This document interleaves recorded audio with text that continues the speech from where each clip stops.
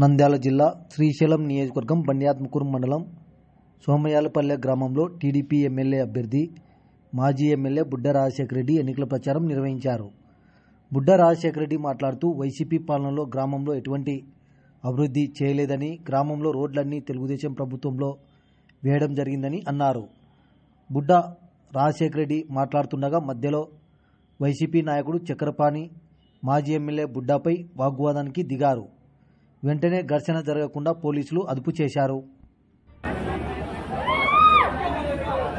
సోమయాలపల్లె గ్రామ సోదర సోదరిమణులకు, ముఖ్యంగా యువతకు, తెలుగుదేశం పార్టీ కుటుంబ సభ్యులకు, జన సైనికులకు, బీజేపీ నాయకులకు, కార్యకర్తలకు, ముఖ్యంగా మా అక్కలకు, చెల్లెలకు, అమ్మలకు అందరూ కూడా పేరు పేరున ప్రతి ఒక్కరికి హృదయపూర్వక నమస్కారాలు తెలియజేస్తా ఉన్నా.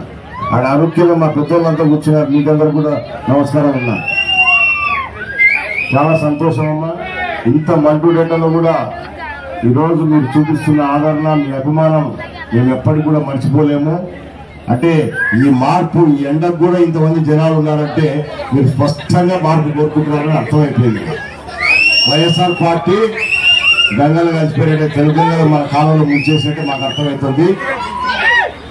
మీకు ఒక్కటే దయచేసి విజ్ఞప్తి చేసేది ఏంటంటే, ప్రతి గ్రామంలో కూడా చెప్తా ఉన్నా, ఈ 5 సంవత్సరాలలో పోయినసారి మీరు ఒక్కసారి నాకు అవకాశం ఇవ్వండి, ఒక్కసారి అవకాశం ఇవ్వండి అంటే పాపం అందరూ కూడా వైఎస్ఆర్ కాంగ్రెస్ పార్టీకి ఓట్లు వేసినారు. ఈ 5 ఏళ్లలో మన ఊరికి జరిగిన మంచి పనులు ఏంటి, మన ఊళ్ళో రైతులు ఎంతమంది బాగుపడినారు, ఎంతమందికి మీకు అమ్మఒడి వచ్చింది, ఎంతమందికి ఆసరా వచ్చింది, ఎంతమందికి చేయూత వచ్చింది, అవునా? ఇవి రావాలి కదా. ఎంతమంది బాగుపడినారు ఒకసారి చెప్పండి తల్లి. ఇంట చాలా మంది మా మహిళలు కూడా ఉన్నారు. ఏం మేలు జరిగిందమ్మా వైఎస్ఆర్ పార్టీ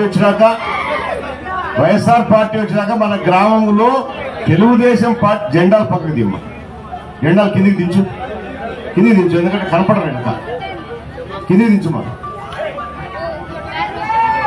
ఈ 5 సంవత్సరాలలో తెలుగుదేశం పార్టీ కంటే కూడా వైఎస్ఆర్ కాంగ్రెస్ పార్టీ చేసిన అభివృద్ధి ఏంది?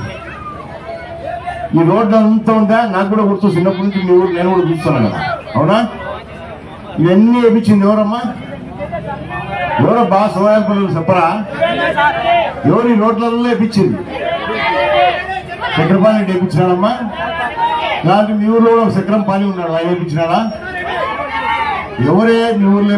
తెలుగుదేశం పార్టీ అధికారంలో ఉన్నప్పుడు చెన్నారెడ్డి సర్పంచ్ ఉన్నాడు, నేను ఎమ్మెల్యే ఉన్నా, అవునా?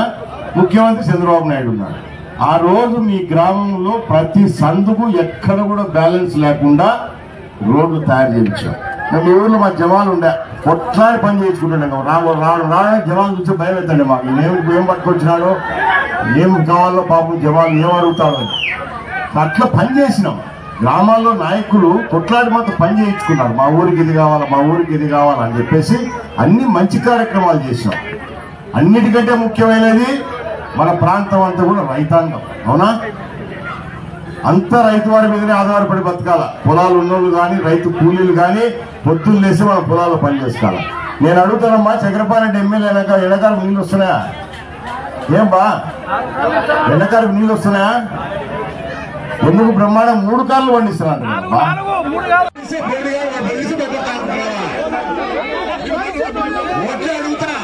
నువ్వేం చేసావు కూడా అడుగుతా, నువ్వేం చేయలేదు కూడా అడుగుతా. అడిగే హక్కు నాకుంది. చెప్పురా, బండెక్కిస్తా. నాది నీ అరుగకురా, చెప్తురా.